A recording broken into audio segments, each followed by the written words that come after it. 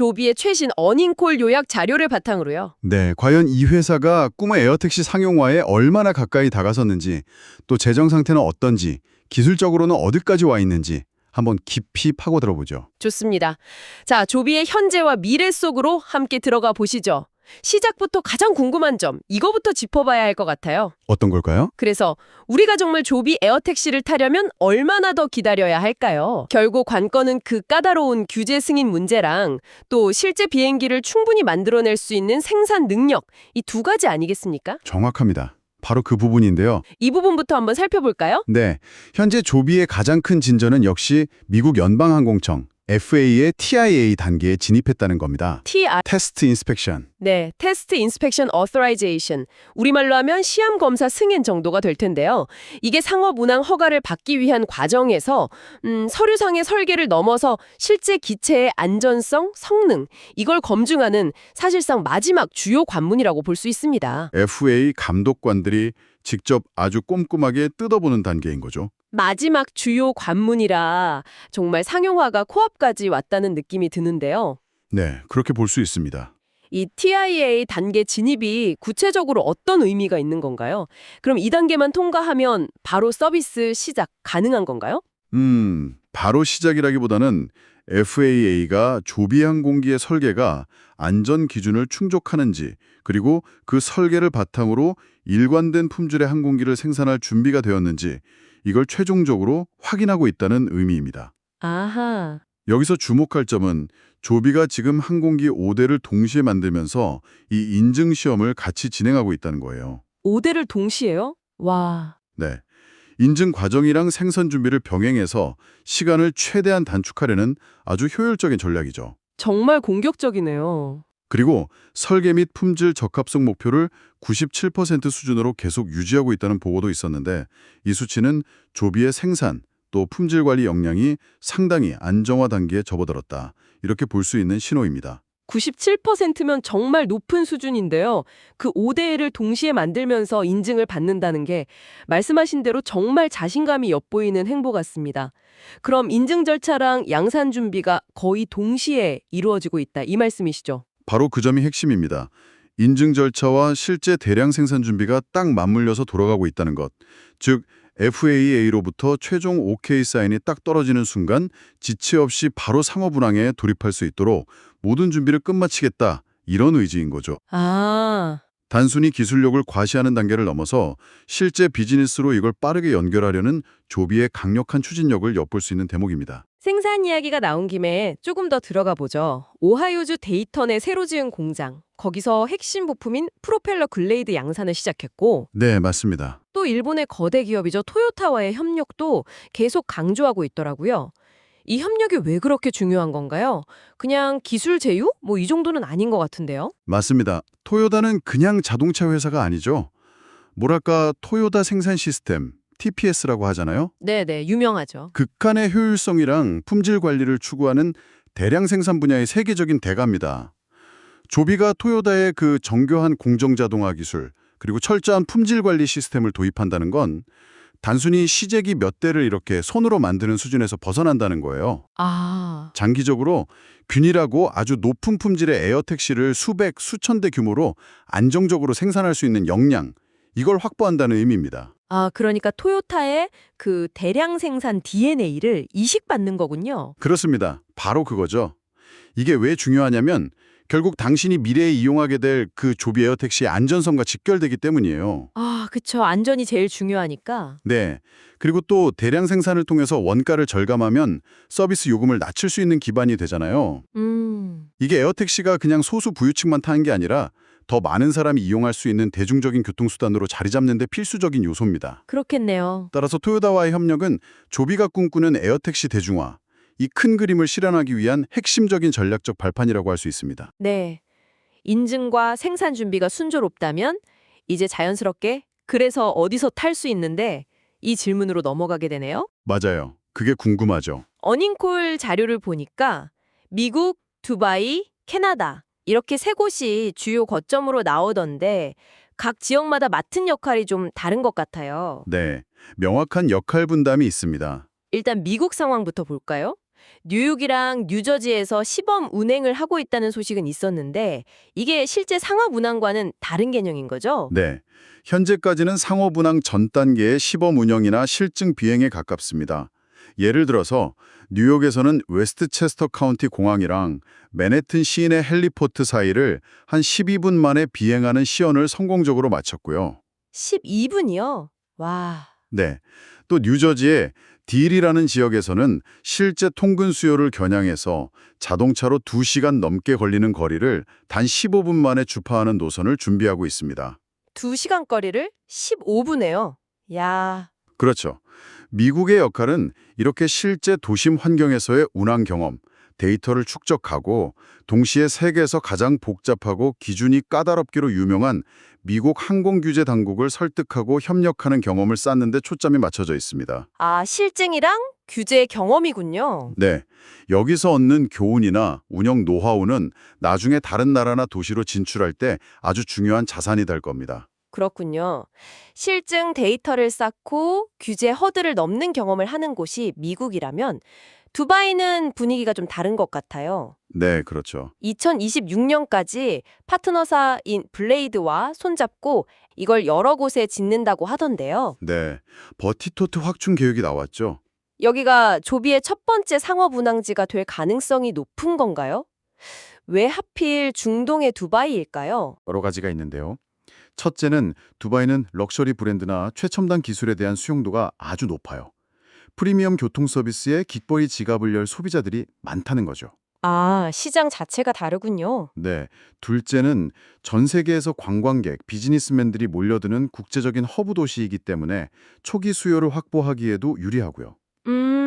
셋째는 두바이 정부 자체가 미래 모빌리티 산업 육성에 굉장히 적극적이에요.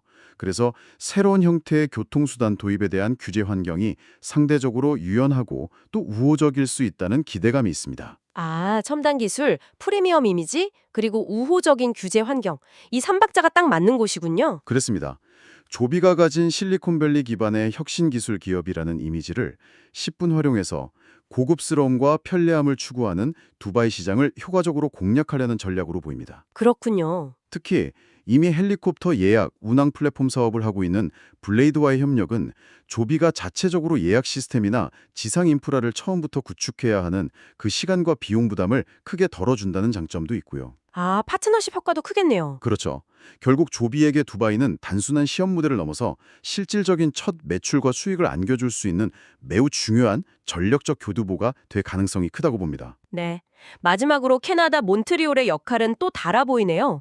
여기서는 실제 운항보다는 시뮬레이터 도입과 조종사 훈련에 집중한다고요? 네, 맞습니다. 네, 몬트리올은 실제 돈을 받고 승객을 태우기 전에 운영의 안전성을 정말 극한까지 끌어올리고 표준화된 조종사 훈련 시스템을 완성하는 핵심적인 운영 및 훈련센터 역할을 맡고 있습니다. 안전성 강화군요. 그렇죠.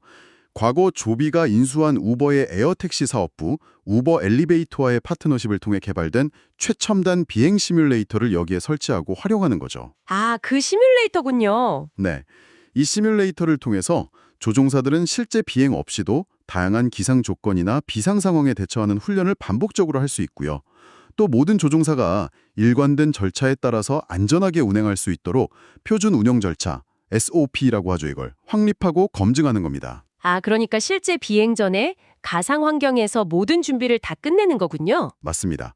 이게 나중에 수백 수천 대 에어택시가 하늘을 날아다닐 때 발생할 수 있는 잠재적 위험을 최소화하고 승객들에게 항상 일관되고 안전한 서비스를 제공하기 위한 필수적인 과정이라고 할 수 있습니다. 그렇군요.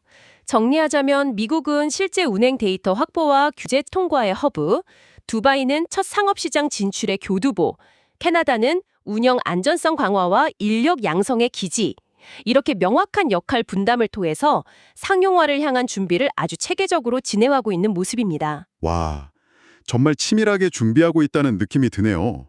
자, 이제 기술적인 측면으로 좀 넘어가 보죠. 네. 사실 조종사가 운전하는 에어택시만 해도 충분히 혁신적인데 조비는 여기서 한 발 더 나아가서 궁극적으로는 자율비행까지 바라보고 있다고요? 맞습니다.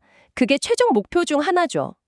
자체 개발 중인 슈퍼파일럿이랑 또 M&A를 통해 확보한 엑스윙 팀의 성과가 상당히 인상적이었습니다. 그렇습니다. 현재 조비가 개발하고 있는 슈퍼파일럿 시스템은 기본적으로 조종사가 눈으로 외부를 보면서 운항하는 시계비행, VFR이라고 하죠. 네, VFR. 이 조건하에서 조종사의 부담을 덜어주는 보조 시스템에 가깝습니다. 하지만 향후에는 날씨가 안 좋거나 밤처럼 시야 확보가 어려운 상황에서도 계기장치에 의존해서 안전하게 비행할 수 있는 계기비행, IFR 기능을 추가할 계획입니다. IFR까지요? 네, 이것만으로도 에어택시가 운항할 수 있는 시간대나 기상 조건이 훨씬 넓어지게 되는 거죠. 그런데 여기서 더 나아가서 완전 자율비행까지 목표로 한다는 거죠. 엑스윙 팀 역할이 커 보이는데요. 네, 특히 주목해야 할 부분이 바로 조비가 인수한 자율비행 기술 전문 스타트업 엑스윙 팀의 역량입니다. 이 팀은 조비에 합류하기 전에 이미 세스나 208 캐러밴이라는 실제 상용 화물 비행기를 개조해서 조종사 없이 이륙부터 착륙까지 완전 자동으로 무려 7,000마일, 그러니까 약 1만 1,000km 이상을 비행하는 테스트에 성공한 기록을 가지고 있습니다. 와, 1만 1,000km 자율비행이요. 대단하네요. 네, 이게 그냥 실험실 수준의 연구가 아니라 실제 항공기를 이용한 실증 성공 사례이기 때문에 조비가 자율비행 기술을 확보했다는 주장에 상당한 신뢰도를 더해주고 있습니다. 현재는 완전 자율비행으로 가기 위한 중간 단계로서 이륙, 순항, 착륙 등 비행의 각 단계를 자동화하는 기능들을 개발해서 슈퍼파일럿 시스템에 점진적으로 통합하는 작업을 진행 중이고요. 단순히 인건비 절감 이걸 넘어서 이 자율비행 기술 확보가 조비에게 왜 그렇게 중요할까요? 안전 문제에 대한 우려는 없을까요? 물론 안전은 최우선 고려사항입니다. 기술의 완성도 그리고 규제 당국의 엄격한 검증이 반드시 필요하죠. 하지만 장기적인 관점에서 보면 자율비행 기술은 조비에게 세 가지 핵심적인 이점을 제공합니다. 세 가지요? 첫째, 에어택시 산업이 본격적으로 성장하면 숙련된 항공기 조종사를 충분히 확보하는 게 큰 숙제가 될 수 있어요. 자율비행 시스템은 이런 잠재적인 조종사 부족 문제에 대한 근본적인 해답이 될 수 있습니다. 아, 인력 문제 해결. 네. 둘째, 인간 조종사가 아무리 뛰어나도 피로나 실수 가능성에서 완전히 자유로울 순 없잖아요. 그렇죠. 잘 설계되고 검증된 자율비행 시스템은 정해진 규칙에 따라 항상 일관되고 정밀하게 운항함으로써 이론적으로는 인간보다도 높은 수준의 안전성을 달성할 잠재력을 가집니다. 안전성 향상. 네, 셋째, 시스템이 비행 경로를 최적화하고 에너지 사용을 효율화함으로써 운항 비용을 크게 절감할 수 있습니다. 이건 결국 더 저렴한 서비스 요금으로 이어져서 에어택시의 대중화를 앞당기는 중요한 동력이 될 거고요. 안전성 향상, 조종사 수급 문제 해결, 그리고 비용 절감. 확실히 매력적인 목표네요. 그렇죠? 그렇다면 우리가 정말 조종사 없는 에어택시를 타게 될 날은 언제가 될까요? 흥미로운 질문이죠. 조비가 공개한 로드맵에 따르면 완전 자율 비행 시스템의 도입과 상용화는 2027년 이후를 목표로 하고 있습니다. 2027년 이후. 네, 물론 이건 기술 개발 속도뿐만 아니라 사회적인 수용성 그리고 무엇보다 규제 당국의 승인이라는 아주 높은 허들을 넘어야만 가능한 일입니다.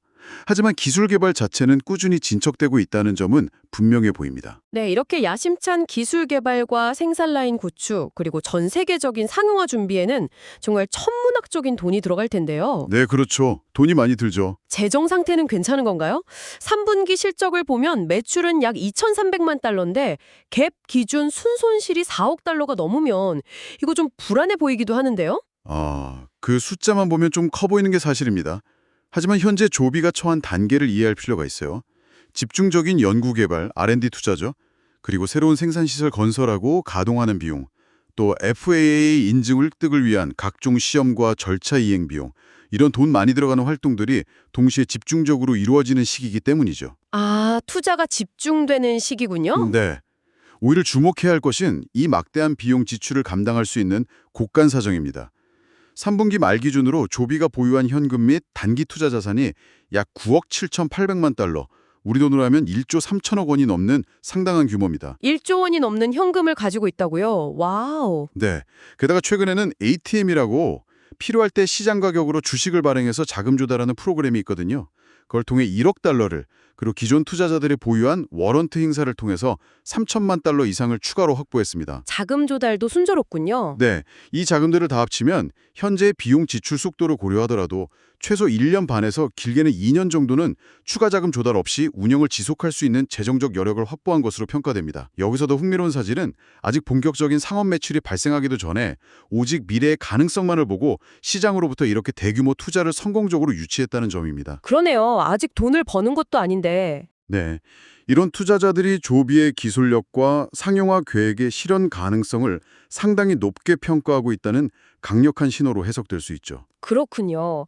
당장의 적자보다는 미래를 위한 투자가 활발히 이루어지고 있고 그걸 뒷받침할 자금력도 확보했다는 거네요. 맞습니다. 그럼 앞으로 구체적인 계획은 어떻게 되는 건가요?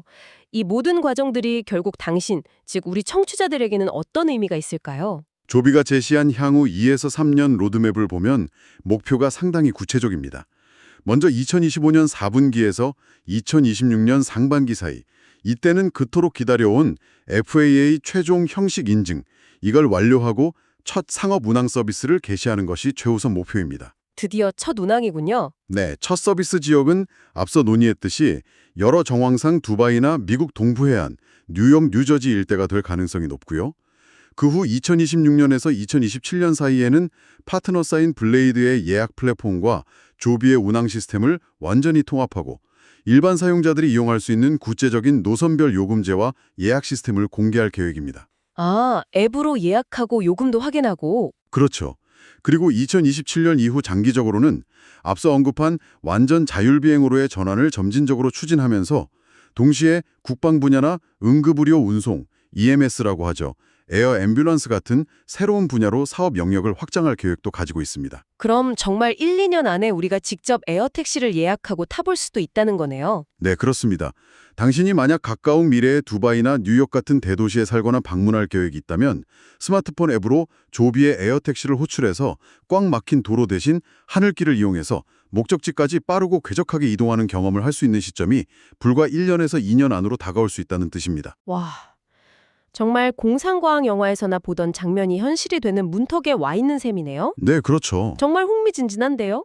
하지만 모든 혁신적인 시도에는 늘 위험과 도전이 따르기 마련이죠. 물론입니다. 이렇게 장밋빛 미래를 향해 달려가는 조비가 성공적인 상용화를 위해 반드시 넘어야 할 장애물, 즉 주요 위험 요인들은 어떤 것들이 있을까요? 물론입니다.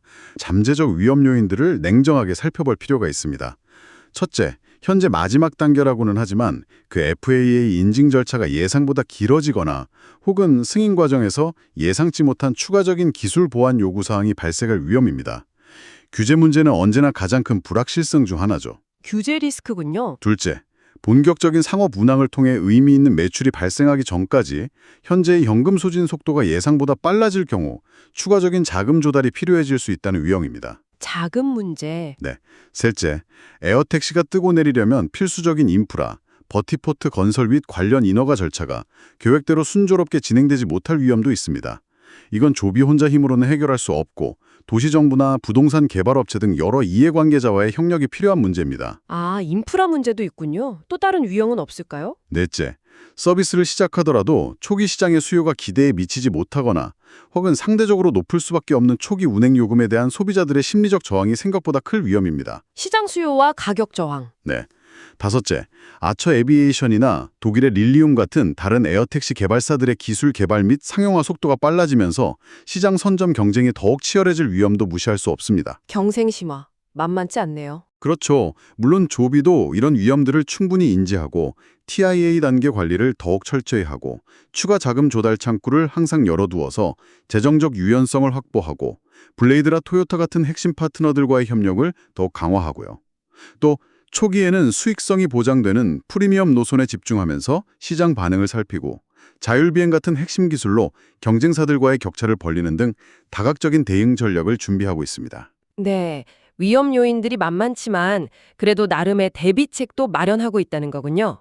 종합적으로 판단해보면 조비 에비에이션은 FAA 인증이라는 가장 높은 산의 마지막 곡에 TIA 단계에 도달했고 오하이오 데이턴 공장 가동과 토요타와의 긴밀한 협력을 통해 안정적인 양산 체계를 구축해가고 있습니다.